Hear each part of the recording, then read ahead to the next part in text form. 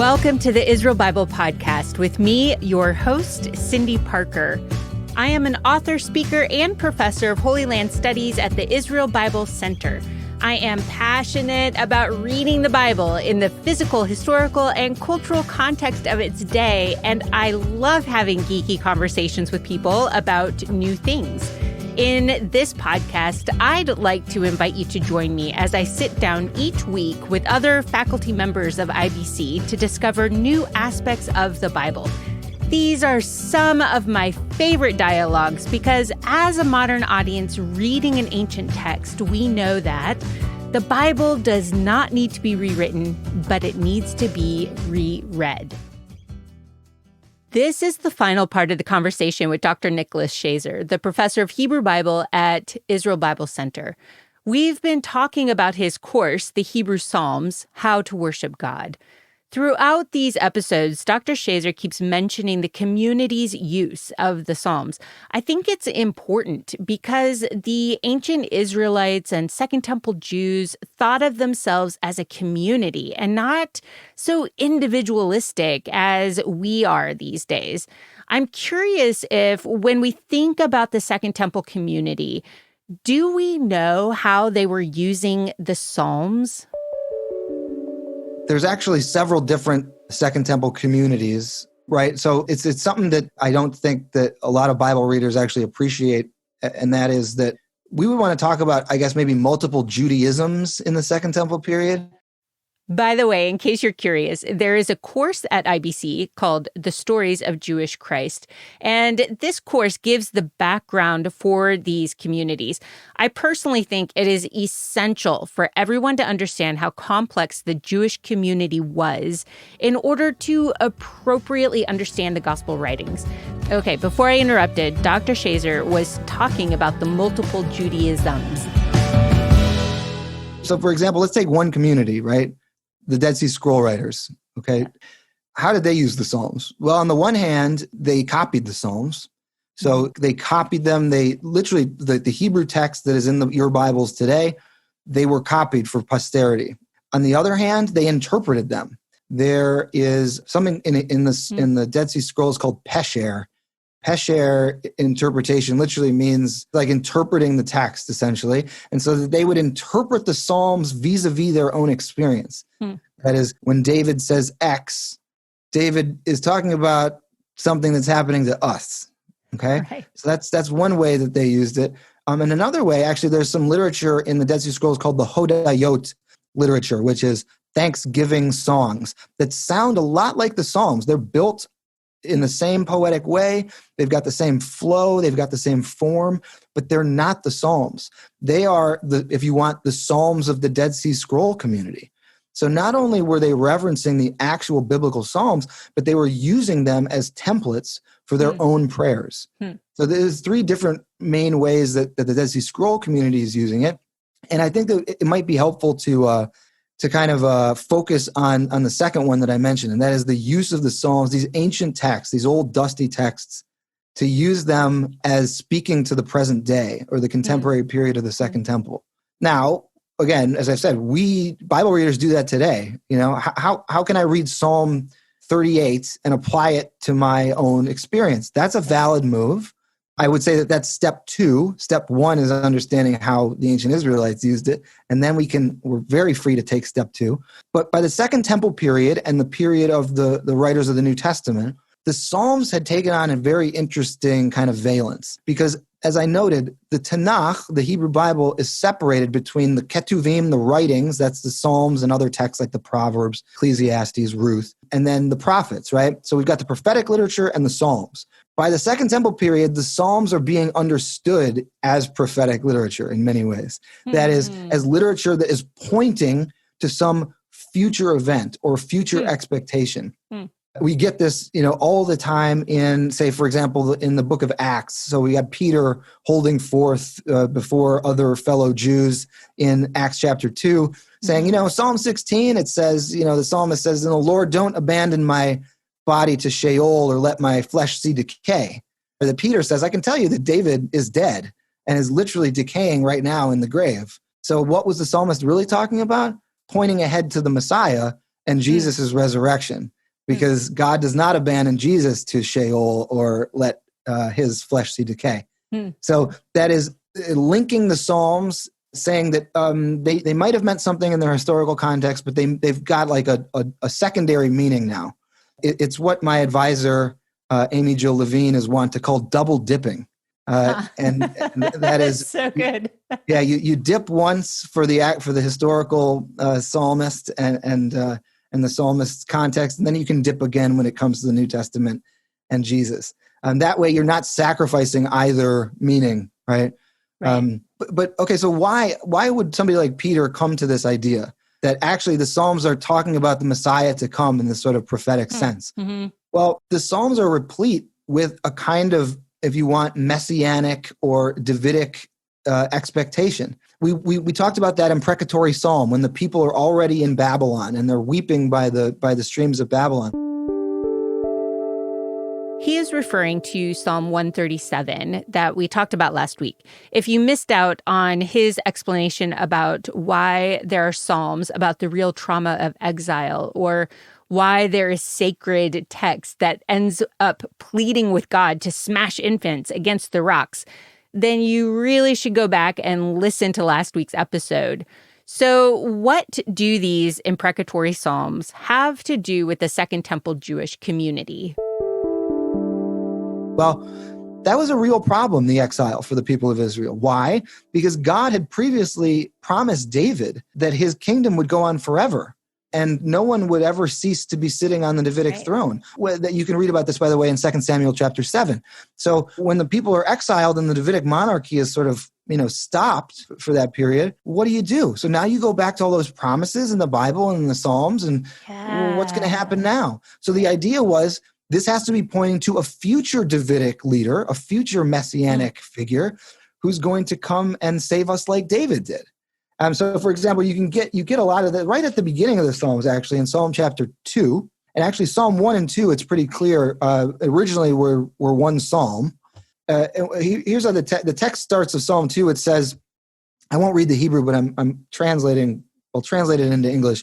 So it says, why do the nations ragash? Why do the nations, I guess, rage, ulu'umim, and why do the peoples meditate in vain, like think about vain things? Why do the kings of the earth stand together and the leaders congregate with one another? Nosdu yachad. And then it goes on to say, who are they congregating against? It says, Al Hashem va'al Mashiach. They congregate, these kings of the land stand against the Lord and against his Mashiach, his Messiah. And Mashiach in Hebrew just means anointed one. So in the context of Psalm 2, who are we talking about? The anointed Davidic king. And in fact, the text goes on, the psalmist says, I want to tell of a decree that God gave me. This is actually down in verse 7, chapter 2, verse 7. The psalmist says that God gave a chok, a decree, Amar Eli, saying to me, B'ni ata, God says to the psalmist, you are my son. Today I have begotten you. And so what we have here is father and son language, familial language between God and the Davidic king, the anointed Davidic king. Now, again, this is written prior to the destruction of the first temple by the Babylonians. Once that happens, though, again, where does this promise go? Does it just float into the ether? Of course not. When Jews came home from Babylon, when King Cyrus let them go home, they come home, they rebuild the temple. So now we're in the Second Temple period, and they are reading the same Psalms. So what would you do, right? If the Davidic kingdom is defunct, you've got to be reading these Psalms and thinking, God's not going to fail on God's promises, and God's going to send someone else. Hence, all of the messianic expectation that we get in the time of Jesus of Nazareth.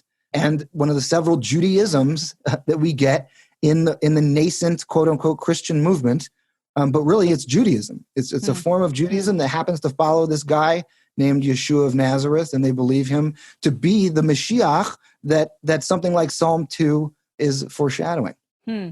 When we think about the Dead Sea Scrolls and the Dead Sea Scroll community, I'm right, I think, in that of the copies of scrolls that we have the most of the Psalms. Is that right? It's Psalms, Isaiah, and Deuteronomy, which seems to suggest that those were the texts that were circulating the most. So what assumptions can we make about how familiar people were with the Psalms? I mean, is it something they were reading every week in synagogue? Were they memorizing these? Were they singing them in their homes? Is there what kind of assumptions do we have? Yeah.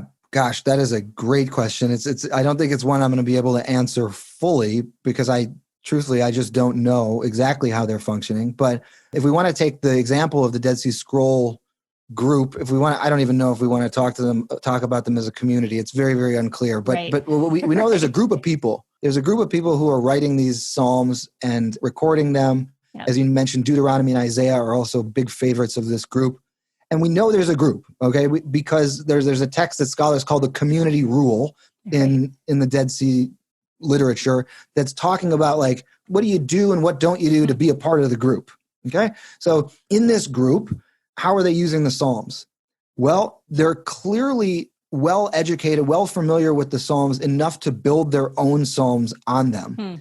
So not only do they know the content of the Psalms because they're, recording it, they're copying it, but they also have this kind of, I think, inbuilt ability to express themselves in the same kind of format that the Psalms express themselves. And so what that tells me is, can I say that everybody, in the Galilee on whatever, King Judah Street, were singing the Psalms in their homes as they're cooking Shabbos dinner? I don't know. I don't know that they had all that material memorized. But what I do know is if they're praying, I think that they're praying in the form that the Psalms offers. So it's just a way of thought. It's a way of thinking. It's a way of speaking and relating to God that I think would have been pretty strongly imbued, even in the common person, the person who goes to synagogue. Right. And for sure, these texts are deeply ingrained for the scribes, for the elite thinkers, the Bible teachers of their day. It's funny you bring up Psalms and Isaiah and Deuteronomy as kind of the favorites of the Dead Sea Scrolls. The rabbis, the later rabbis after Jesus, who I'm convinced knew the whole Bible by heart. The more and more I read the rabbis, the more and more I'm convinced of this. But if you can see behind me, that there's about 10 volumes of a blue hardcover text. That's called Midrash Rabbah. So that's the rabbinic commentary on certain biblical books. And their favorite text to quote are the Psalms, Deuteronomy, and Isaiah. So for some reason, these texts stuck with the people. And when it comes to the Psalms, I think that one of the main reasons is because of the poetic format, because of the mnemonic ability, the ability to remember that kind of form. And of course, just the beauty of the Psalms themselves. It's no surprise that the Psalms were such a mainstay in Second Temple Judaism. In the New Testament, by the way, the most quoted biblical text in the New Testament is Psalm 110, which talks about God making David's enemies a footstool. And there's also the text about Melchizedek, David being in the line of Melchizedek. Anyway, and that runs all the way through the rabbinic material. So one of the things that all these different Judaisms actually share is a love of and a reverence for and a reuse, a repurposing of the psalmic corpus. One of the things that you do in your course that I think is really fascinating and is, again, so important for our modern audiences to get is the New Testament use of the Hebrew Bible or the Old Testament, and how, for example, Jesus himself uses quite a few of the Psalms and will quote a portion of the Psalm. And sometimes modern audiences miss that altogether because we're not familiar enough. It's not ingrained in us. And so we miss the reference. But we're often quite mistaken because we only go back and look at those words in the Psalm and we don't read the whole entire thing. So could you tell us, like, when Jesus is quoting the Psalms in modern day, how are we supposed to interact with that material? Definitely. Great question. If I had my most important thing for Bible readers, New Testament readers to remember today as they're reading the New Testament, this is it. Yeah. Which is when you see an Old Testament text cited in the New Testament, go back and read the entire passage. If it's cited from a particular chapter, read the whole chapter. If it's cited from a particular psalm, read the whole psalm. I promise that there will be contextual material that the New Testament writers don't cite on the page, but are expecting you to know. Okay? This goes back to the whole, I said that the rabbis, I think, memorize the whole thing. The rabbis do this too. That is, they'll cite a little bit of a text to prove a point. And sometimes the text that they cite doesn't prove the point. What proves the point? The very next sentence in the Bible, because they're not interested in what's on the page. They actually think that you know everything. All right. Yeah. So now, of course, we can't hope to know everything. But one of the tools that we have is the ability to go back and look at the entire context. So I'll give you a quick example, likely the most famous example of Jesus citing the Psalms, and that's on the cross. Oh, this might be one of my most favorite examples. But I will mention that Dr. Schaser goes through several of these kinds of examples in his course. Did you know that the Sermon on the Mount is also connected to the Psalms? See? There are just so many good reasons to enroll and take the course on Psalms and worship. Of course, there's a link in the show notes. In Matthew and in Mark, Jesus cites the first verse of Psalm 22, which is Eli, Eli, lama sabachthani, which means, my God, why have you forsaken me? And actually, in the Gospels, the Gospel writers, Matthew and Mark, they go out of their way to write it in Aramaic and then to translate it. So they write what Jesus says in Aramaic. Jesus is an Aramaic speaker. And then they translate it into Greek, meaning, my God, why have you forsaken me? So why did they make such a big deal out of this? Yeah. You know, they could have breezed by it. They could have not had the Aramaic. They couldn't have not taken the time to translate it. Why do they dwell on it so much? Because the whole point is to send you back to the entire psalm. Because if you read Psalm 22, yes, it's a psalm of lament in the beginning. My God, why have you forsaken me? Why are you so far from the sound of my pleading? Well, that's exactly how Psalm 5 starts. So that is a lament psalm. But as you get further into it, God shows up and God actually vindicates the psalmist.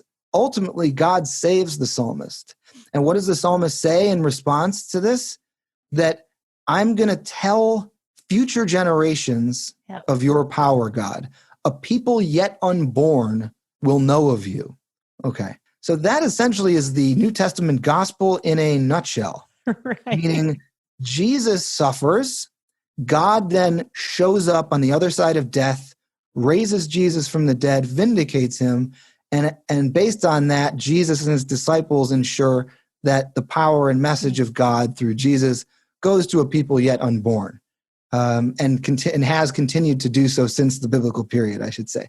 So that's pretty incredible. And what's even more interesting about Psalm 22 is that the details of the psalmist experience dovetail with that of Jesus. The psalmist is going to say, things like, my tongue sticks to the roof of my mouth and my bones are all out of joint. Mm-hmm. Now, the Gospels don't go into the details of Jesus' crucifixion. In fact, despite films like, The Passion of the Christ, where it's very lengthy and gory and bloody, Mark's gospel actually just has, and they crucified him. That's it. Right. That's it.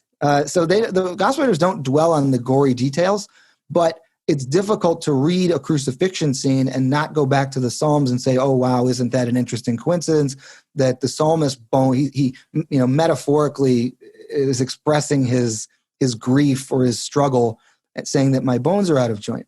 There's another sentence in Psalm 22 that's actually a point of ongoing scholarly debate, and that is in most English translations you're going to see, and I forget exactly which verse it is. I'm just going to flip to Psalm 22 really quickly so I can give everybody that reference. And it is Psalm 22, verse 16. And it says, for dogs encompass me, and a company of evildoers encircles me. They've pierced my hands and feet. Okay, so I'll do this, try to be as brief and as clear as possible. But pierce my hands and feet. All right, so in the Masoretic text of the Hebrew, the text on which your Old Testaments are built, it's not the only Hebrew text tradition that we have. For example, we were talking about the Dead Sea Scrolls. They've got their own versions of the Psalms. We've got other Hebrew versions as well, other than what's called the Masoretic tradition. But in the Masoretic tradition, if you want the kind of standardized Hebrew tradition, it doesn't say they've pierced my hands and feet. It says ka'ari, like a lion, my hands and feet. Now, that doesn't make a ton of sense in Hebrew. it's kind of weird and like there's something left out. That doesn't mean it's not the reading, because as we saw, the Psalms are elastic, okay? And actually a couple of verses beforehand, the psalmist does say, like a lion, I'm surrounded, ka'ari, okay? So it's possible that it's ka'ari, like a lion. Fair enough. But the Greek translation has, they've pierced my hands and feet. Not like a lion, but they've pierced. Okay, literally in Greek, it's like to bear out, to stick something in and to pull something out, like make a hole, all right? Yeah. So that's, in the Greek, that's what is happening to the psalmist's hands and feet. Now, for a long time before the Dead Sea Scrolls were discovered, there was a question mark as to why there's the difference there. And the Dead Sea Scroll version of this actually has not ka'ari, like a lion, like the Masoretic text, but ka'aru, they pierced. And so we've got this early tradition of this piercing reading that the Septuagint, right, an earlier contemporary of the Dead Sea Scrolls, clearly picks up on and knows. And so I should say that, why is there the difference? Because the difference between ka'ari and ka'aru is the tiniest dash of a pen. Ka'ari, like a lion, ends with the Hebrew letter yud. It's the tiniest letter in the Hebrew alphabet. As my 2.5-year-old daughter says when we're studying Hebrew letters, she always gets to the yud and she goes, teeny tiny yud, like that. And so it's small, right? But ka'aru, they have pierced, is with a vav at the end, which looks just like a yud with like a tiny little tail on the bottom of it. So it's just a stroke of a pen, right, as the difference. So anyway, there's good textual evidence for the pierced my hands and feet reading. And of course, that's the Septuagint reading that the New Testament writers would have known. I should note one more thing about Psalm 22, and that is an explicit reference to what happens with Jesus on the cross. So this is how we know, actually, that readers of the Passion narrative, the crucifixion narrative, are actually meant to go back and read the psalm like this, because Psalm 22:18 says, they divide my garments among them, and for my clothing they cast lots. Well, in Mark and Matthew and in Luke, there's a casting of lots by the Roman soldiers for Jesus' garments that they strip him of. So, and it's funny, the Gospel of John, which is later than the Synoptic Gospels, is actually the only text that actually cites Psalm 22:18. The writer of John's thinking, in case you didn't get this before, I feel compelled to just cite the text explicitly. This was to fulfill, they cast garments for my clothing, okay? I love John for those reasons. Exactly. He's always right. I'm going to use beautiful language, and then just in case you missed it, I'm going to emphasize it again. That's right. Exactly. Yep. So we know that the gospel writers wanted us to go back and read Psalm 22 as a whole. So I think that's really the prime example of why we desperately need to be reading these texts in their original context in the Bible. Yeah. And I love everything you just said and explained about Psalm 22. If Jesus, by quoting just the first line, is actually making reference to all of that, and with that victorious declaration at the end, that is such a different point than what so many people say, that God turned his face away from his son on the cross. Like, like we just lost like the beauty and the fullness and the richness of the psalm. That's right. Yeah, exactly. So for sure, the Jesus knows. I mean, look at Jesus has said 3 times in the Synoptic Gospels ahead of time, I'm going to die and I'm going to be raised from the dead. So Jesus knows that God is going to vindicate him here. And so it's less about Jesus feeling forsaken in like in a literalistic way. Jesus is a human being, though. So, I mean, if I'm on a cross, I'm feeling pretty forsaken myself. Right. So not to completely shelf that, but you're right, Cindy. The point is to say, I'm allowed to feel suffering and aloneness in this moment, but I know that God is going to vindicate me. Just like the psalmist in Psalm 22, Jesus knows this ahead of time and is pointing us to this fact that God doesn't abandon us. God won't abandon Jesus for sure. It's funny, just the fluttering of the first verse is all Jesus needs. And it's all the New Testament writers need to get us back to this amazing theological complexity that I think should continue to have resonance for Bible readers today. Absolutely. So as is always the case, we, normally when professors build a course and then teach a course, there's always something we get back in return that is from student interaction. So as students have been interacting with you on your material, because you cover so much more in your course than what we just covered, are there things that you've kind of come to see about the Psalms in a new way, just because of the way you put the course together and are interacting with your students online about it? Yeah, no, well, I mean, I'm a big fan of the Torah from like a narrative perspective. If I have a favorite section of Israel's scriptures, it's the first 5 books of the Bible. It's the Mosaic Torah. And the Psalms are a little bit trickier because they take us actually out of a strict narrative of the people of Israel in historical chronological order. That is to say, they're prayers. And as I said, they're not prayers in a vacuum or in a bottle, but nonetheless, they don't charge forward in a this happened here, this happened here. It's not the book of Numbers, for example. Right, okay? right. And so from my perspective, I had always, while loving the Psalms, I just had a different relationship. But in interacting with my students, I'm always impressed to see their links to Torah in the prophets, or their links to even the more narrative sections of, say, Isaiah or Jeremiah. That is the ability of students to link this material to things that have gone previously in the narrative, and to note that, you know what, they're reshaping it, the Psalms are, and adding to it and almost expanding our view of some of that narrative historical material. So in that way, I've gained a deeper appreciation for the Psalms from student interaction, because they add just wonderful theological lacquer onto the top of the Torah narrative that I don't think that we as Bible readers should be missing. Thank you for joining us this week on Israel Bible Podcast.